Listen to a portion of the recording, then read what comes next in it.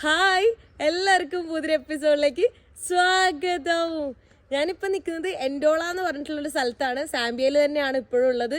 ലുസാക്കയിൽ നിന്ന് ഏകദേശം ഒരു 300 സംതിങ് കിലോമീറ്റർ, എനിക്ക് തോന്നുന്നു 350 കിലോമീറ്ററോളം മാറിയിട്ടുള്ളൊരു സിറ്റിയാണ്. അത്യാവശ്യം വലിയൊരു സിറ്റിയിലാണ് ഉള്ളത്. എന്താ പറയുക, ഇതിപ്പോൾ എൻഡോള എന്ന് പറയുന്ന സ്ഥലം കോങ്കോ ബോർഡറിനൊക്കെ അടുത്തായിട്ടാണ്.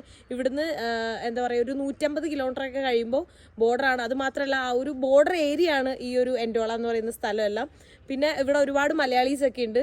സോ ഞാൻ വേറെ 2 മലയാളീസിൻ്റെ കൂടെയാണ് എൻഡോളയ്ക്ക് വന്നിട്ടുള്ളത്. അപ്പോൾ ഇവിടെ എന്തോ ഒരു ലോങ് വീക്കെൻഡ് ആണ്. സോ ഇന്ന് സൺഡേ ആണ്. So happy Sunday.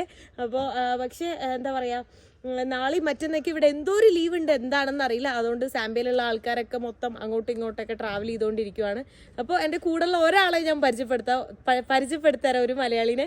ഒരാൾക്ക് വീഡിയോയിലൊന്നും വരാൻ തീരെ താല്പര്യമില്ല, ആൾക്ക് ഇൻസ്റ്റഗ്രാം പോലും ഇല്ല. അപ്പോൾ അതുകൊണ്ട് എന്താ പറയുക, സോഷ്യൽ മീഡിയ എന്നൊക്കെ മാറി നിൽക്കുന്ന ഒരാളാണ്.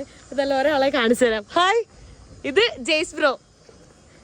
നാട്ടില് കണ്ണൂർ എവിടെയാ? ചെറുപുഴ.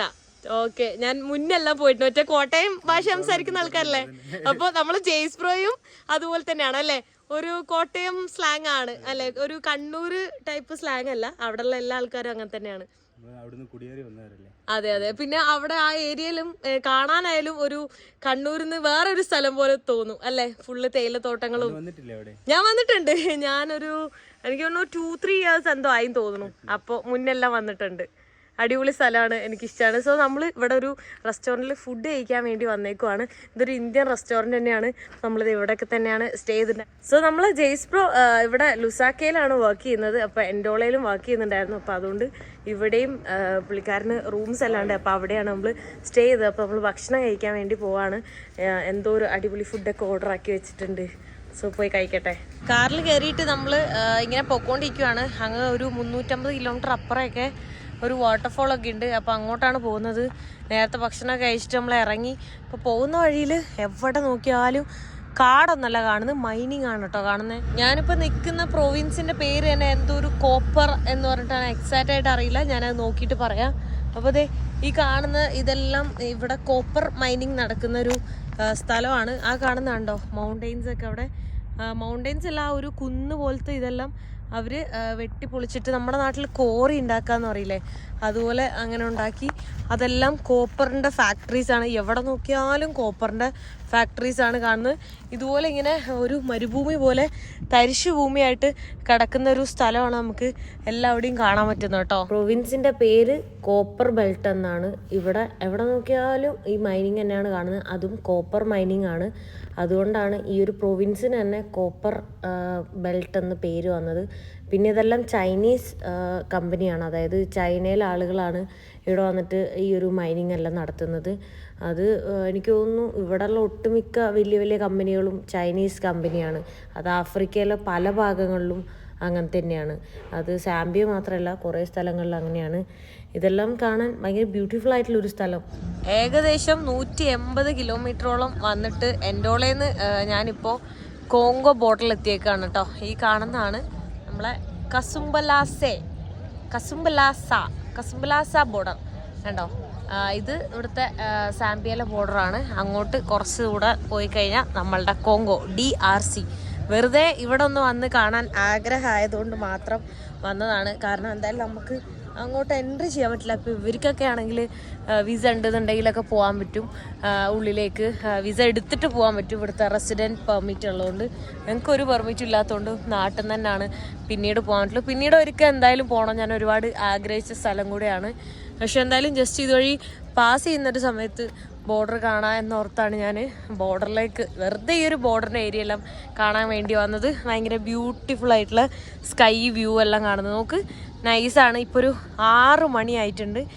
ഫുള്ള് നമ്മൾ ട്രാവലിംഗ് ആയിരുന്നു. അപ്പോൾ വരുന്ന വഴിക്ക് നമ്മളാകെ കണ്ടത് മൊത്തം എന്താ പറയുക, ഇതാണ് മൈനിങ്സ് മാത്രമാണ്.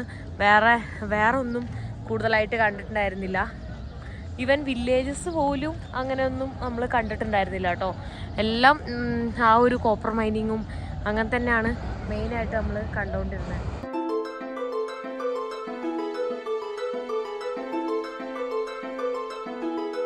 കുറേ നേരമായി അങ്ങോട്ടും ഇങ്ങോട്ടൊക്കെ നടക്കുന്നുണ്ട്.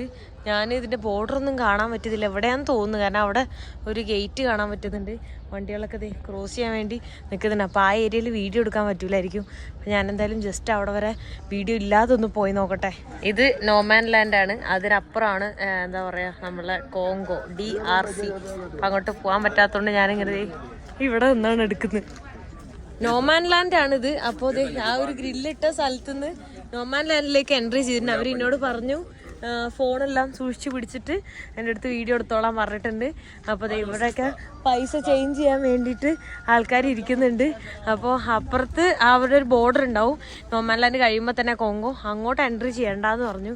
സോ ഞാൻ അങ്ങോട്ട് എൻട്രി ചെയ്തില്ല. എന്നോട് ആൾക്കാർ പറയാ അങ്ങോട്ട് എൻട്രി ചെയ്താൽ ആളുകളാണ് കൂടുതൽ പ്രശ്നം, സാമ്പിയ പോലെയല്ല എന്നൊക്കെയാണ് പറയുന്നത്. പൊതുവെ അങ്ങനെ പറയുന്നത് കേൾക്കാറുണ്ട്. പക്ഷേ എന്താ പറയുക, കോങ്കോ എന്ന് പറയുന്നത് ആഫ്രിക്കയിലെ തന്നെ ഏറ്റവും ഡേഞ്ചറസ് ആയിട്ടുള്ള കൺട്രി ആണെന്നാണ് ഞാൻ കേട്ടിട്ടുള്ളത്. പിന്നെ സിറ്റി അല്ലാത്ത കുറേ സ്ഥലങ്ങളും ഭയങ്കര പ്രശ്നമൊക്കെയാണ്. ഞാൻ ആക്ച്വലി കോങ്കോയിലൊക്കെ എൻട്രി ചെയ്തിട്ടുണ്ടായിരുന്നു. നേരത്തെ കണ്ട് വീഡിയോ എടുത്ത് ആ നോമാൻ ലാൻഡിൽ പോയി നിൽക്കുന്നത് കണ്ട്. അതിനുശേഷം ആക്ച്വലി നോമാൻ ലാൻഡ് കഴിയുമ്പോൾ തന്നെ കോങ്കോയിലേക്കാണ് എൻട്രി ആവുന്നത്. അവിടെ ഒരു ബോർഡറോ അല്ലെങ്കിൽ ഒരു വേറെ സംഭവങ്ങളോ ചെക്കിങ്ങോ ഒന്നുമില്ല. ഇവൻ ഒരു പോലീസുകാർ പോലും അവിടെ നിൽക്കുന്നില്ല, അവിടുത്തെ ലോക്കൽസ് ആളുകൾ മാത്രമാണ് നിൽക്കുന്നത്. ഞാനാണെങ്കിൽ എന്തെങ്കിലും ബോർഡർ ഉണ്ടാവുമെന്ന് ചോദിച്ചാൽ അങ്ങനെ മുന്നിലേക്ക് നടന്ന് നീങ്ങി. അപ്പോഴാണ് അവിടെ കുറെ ആൾക്കാർ വന്നിട്ട് എന്നോട് പാസ്പോർട്ട് ചോദിച്ചു. അവിടുത്തെ ലോക്കൽ ആൾക്കാരാണ് നമ്മളോട് പാസ്പോർട്ട് ചോദിക്കുന്നത്. അപ്പൊ ഞാൻ പാസ്പോർട്ട് ഇല്ലെന്ന് പറഞ്ഞു. അപ്പോഴേക്കും അവിടുന്ന് ഇവിടുത്തെ പോലീസുകാർ, സെക്യൂരിറ്റി അവരൊക്കെ വന്നു. എന്നിട്ട് അവിടുത്തെ ലോക്കൽ ആൾക്കാർ എന്നെ പിടിച്ചു വെച്ചു. അതായത് കോങ്കോയിലെ ആൾക്കാർ എന്നെ പിടിച്ചു വെച്ചിട്ട് പറഞ്ഞു പറ്റൂല, കോങ്കോയിലേക്ക് എൻട്രി ചെയ്തു, പൈസ വേണം എന്നൊക്കെ അങ്ങനെ കുറെ പറഞ്ഞു. എന്താ പറയാ, വിസ എവിടെ, അത് ഇതൊക്കെ ചോദിച്ച് ചൂടാവാ. ഇവിടുത്തെ പോലീസുകാരുടെ അടുത്ത് പോലും അവര് ചൂടാവണം. അതാണ് കോങ്കോളീസിന്റെ പവർ.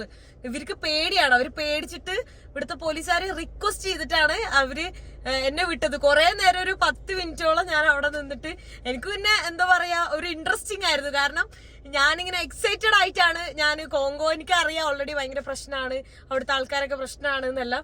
അപ്പൊ അതുകൊണ്ട് തന്നെ എന്താ പറയാ ഞാനതൊക്കെ ഓൾറെഡി എക്സ്പെക്ട് ചെയ്തിട്ടാണ് അങ്ങോട്ട് പോകുന്നത്. എന്നാലും ഒരു ചെറിയൊരു ബോർഡർ പോലെ ഗേറ്റ് എന്തെങ്കിലും ഉണ്ടാവുന്നതാണ് വിചാരിച്ച്.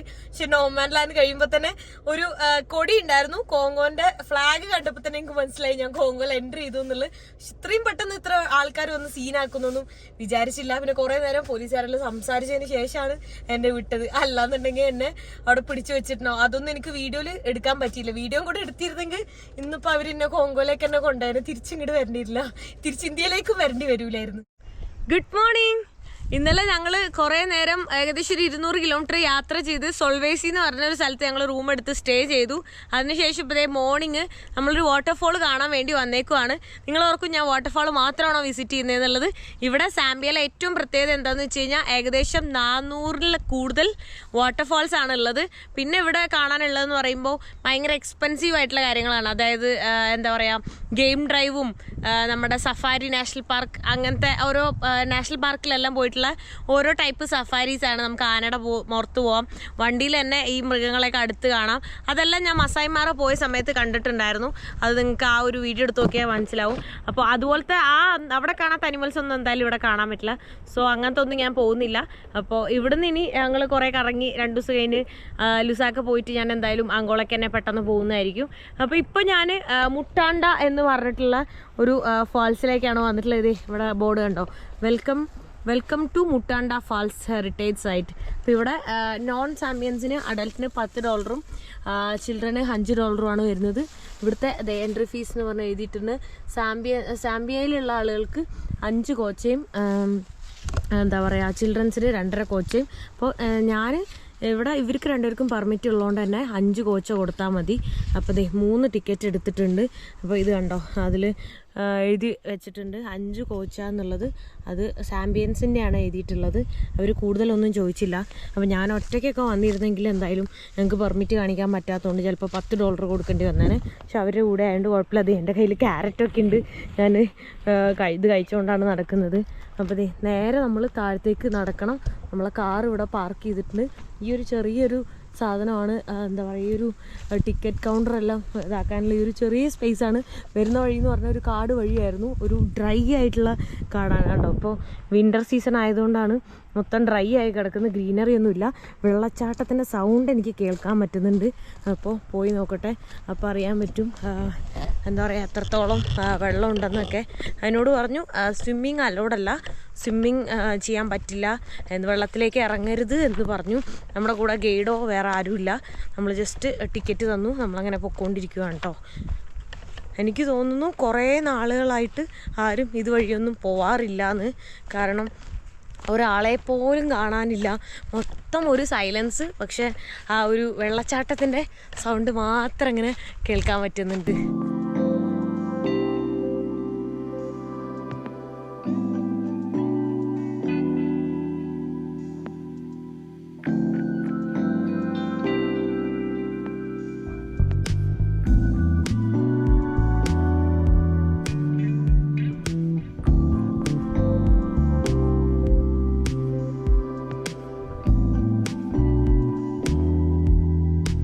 ഈ കാണുന്നതാണ് നമ്മളുടെ മുട്ടാണ്ട ഫോൾസ്. അത്യാവശ്യം നല്ല വെള്ളമൊക്കെ ഉണ്ട്. അപ്പോൾ എനിക്കൊന്നും ഇവിടെ കാണുമ്പോഴേ നമുക്ക് ആഴം തോന്നുന്നുണ്ട്, അതുകൊണ്ടായിരിക്കും അവർ ഇറങ്ങരുത് എന്ന്, സ്വിമ്മിങ് അലോഡല്ല എന്നൊക്കെ പറഞ്ഞത്. പക്ഷേ പൊതുവേ ആളുകൾ ഇങ്ങനെ ടൂറിസ്റ്റൊക്കെ ഗൈഡൊന്നും ഇല്ലാതെ പോവുകയാണെങ്കിൽ വെള്ളത്തിലേക്ക് ഇറങ്ങാനുള്ള സാധ്യതയുണ്ട്. പക്ഷെ എനിക്ക് വെള്ളം പേടിയുണ്ട്, ഞാൻ എന്തായാലും ഇറങ്ങൂല. കണ്ടോ നോക്ക്, അവിടെയൊക്കെ ഇവിടെ ഒരു കല്ല് കാണാൻ പറ്റുന്നുണ്ട്, പക്ഷെ അതിന് ശേഷം നല്ല ഒഴുക്കുണ്ട്, അങ്ങനെ ഒഴുകി ഇങ്ങനെ ഇറങ്ങി പോവാണ്. നോക്ക്, ഈ ഒരു സ്ഥലം കാണുന്ന സമയത്ത് എനിക്ക് തോന്നുന്നു നമ്മുടെ ബുക്കിലൊക്കെ വാൾപേപ്പറായിട്ട് വെക്കൂലേ, അതുപോലുള്ളൊരു വെള്ളച്ചാട്ടം കേട്ടോ. പക്ഷെ നല്ല ബ്യൂട്ടിഫുള്ളാണ്, ഒരു ഗ്രീനിഷ് കളറാണ്, നല്ല രസമുണ്ട് കാണാൻ. ഇവിടെ ആരും ഇപ്പോൾ വരാറില്ല കേട്ടോ. നോക്ക്, കാരണം ഇത് മൊത്തം ഇങ്ങനെ ഒന്നുമില്ലാതെ പ്ലെയിനായിട്ട് കിടക്കുവാണ്. ഇവിടേക്ക് ഇരിക്കാനുള്ള സ്പോട്ടൊക്കെ ഉണ്ടായിരുന്നു, പക്ഷെ അതൊക്കെ ഇപ്പം ഇല്ല, ഒന്നും കാണാൻ പറ്റുന്നില്ല, ആരും വരുന്നില്ല, നമ്മൾ മാത്രമേ ഉള്ളൂ. അത് ഇന്നിവിടെ എല്ലാവരുടെയും ലീവും കൂടെയാണ്, എന്നാലും ഇവിടെ ഒന്നും ആരുമില്ല. എല്ലാം കഴിഞ്ഞ് ആസ്വദിക്കാമെന്ന് കരുതിയാൽ വാർദ്ധക്യം കൊണ്ടുപോകും ശിബുദിനം. എന്ത് ബ്യൂട്ടിഫുൾ ആയിട്ടുള്ള വാട്ടർഫാളാ നോക്കിയേ.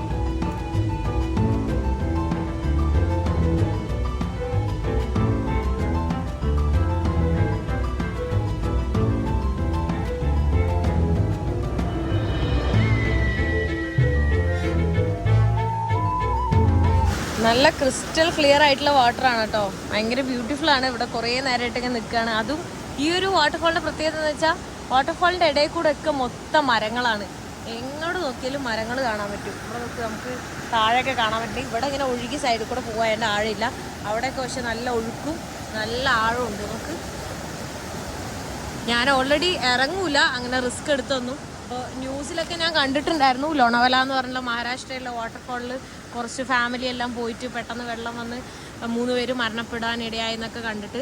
അതുപോലെ റിസ്ക് ആണ് ആക്ച്വലി. നമ്മളെപ്പോഴും വാട്ടർഫാളിലൊക്കെ പോകുമ്പോൾ സൂക്ഷിക്കുക, വെള്ളത്തിൽ ഇറങ്ങുന്നവർ നീന്താൻ അറിഞ്ഞാലും ഒഴുക്കുള്ള വെള്ളത്തിൽ നമുക്ക് പാടായിരിക്കും. അപ്പം ഞാൻ എന്തായാലും അങ്ങനെ ഞാൻ പോവില്ല, അതുകൊണ്ടാണ് ഞാൻ പോകുന്ന സമയത്ത് തന്നെ അത്രയും സേഫ് ആണോ എന്ന് നോക്കി, അത്രയും പേടിയുണ്ട് എനിക്ക്, അതുകൊണ്ട് തന്നെ ഞാൻ ശ്രദ്ധിച്ചിട്ടാണ് പോകുന്നത്. ഇപ്പം നീന്താനും അറിയില്ല. ഇവിടെ കണ്ടോ എന്തോ ഒഴുക്കാന്ന് ഞാൻ കാണിച്ചു തരാം, നോക്കിയേ കണ്ടോ, ഇവിടെല്ലാം നല്ല ബ്യൂട്ടിഫുള്ളാണ്, അത്യാവശ്യം നല്ല ഒഴുക്കുണ്ട്.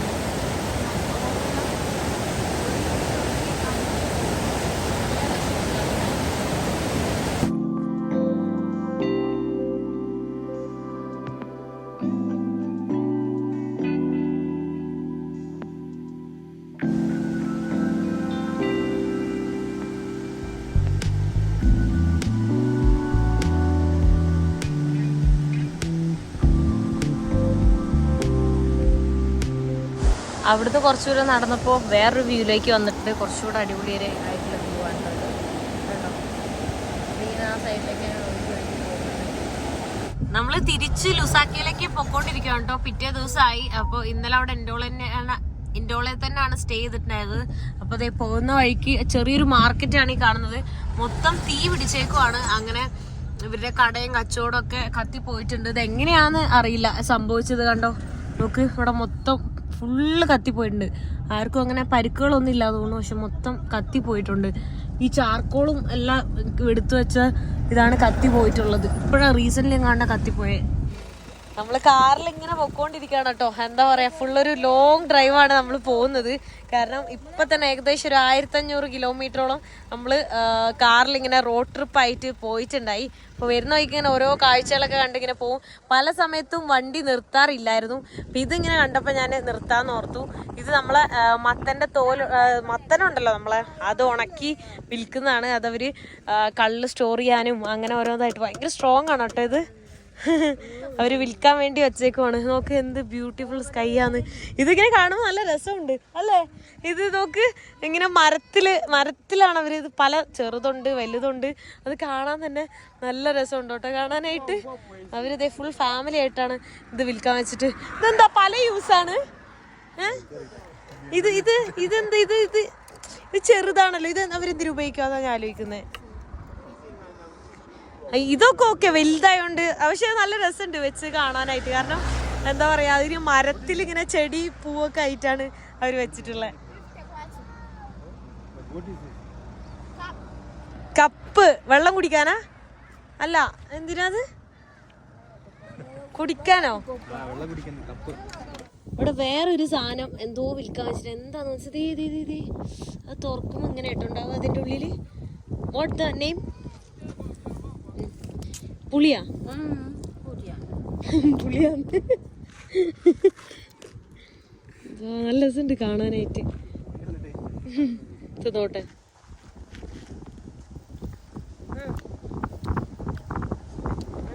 എവിടെയോ കഴിച്ചൊരു ടേസ്റ്റ്. തിന്നാൻ പറ്റുമോ? ഇറക്കാൻ പറ്റുമോ?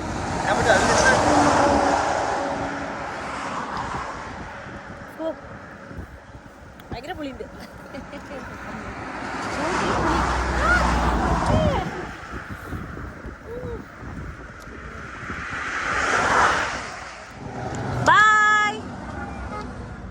അടിപൊളി കേട്ടോ, നല്ല രസമുണ്ട് വിൽക്കാൻ വെച്ചത് കാണാനായിട്ട്.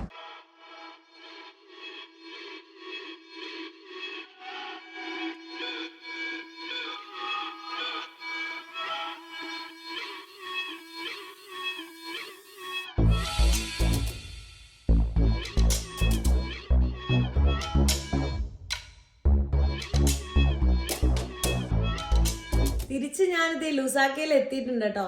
അപ്പോൾ നാളെ ഞാൻ അങ്കോളയ്ക്ക് ഇറങ്ങണം എന്നിങ്ങനെ വിചാരിച്ചിരിക്കുമായിരുന്നു. പക്ഷെ എൻ്റെ സൈക്കിളൊക്കെ കംപ്ലൈൻ്റ് ആയിട്ട് ഇരിക്കുവാണ്. അപ്പം ഇനി നാളെ ഫുള്ള് ഒരു ദിവസം കൂടെ റെസ്റ്റ് എടുത്ത് സൈക്കിളൊക്കെ സെറ്റാക്കി എല്ലാം കഴിഞ്ഞ് പാക്കിംഗ് ഒക്കെ ഓൾമോസ്റ്റ് കഴിഞ്ഞിട്ടുണ്ട്. അപ്പോൾ എല്ലാം ചെയ്തിട്ട് നെക്സ്റ്റ് നാളെ കൂടെ റെസ്റ്റ് എടുത്തിട്ട് അങ്കോളയ്ക്ക് പോകുന്നതായിരിക്കും. സോ ഈ വീഡിയോ ഞാൻ ഇവിടെ വെച്ച് അവസാനിപ്പിക്കാൻ പോവുകയാണ്. നെക്സ്റ്റ് വീഡിയോയിൽ കാണുന്നവരെ ബൈ ബൈ.